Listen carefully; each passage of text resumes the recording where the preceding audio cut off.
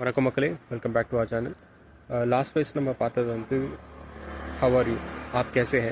அதுக்கு எப்படி ரிப்ளை பண்ணணுன்னா, நான் நல்லா இருக்கேன், மே டீக் ஹூ.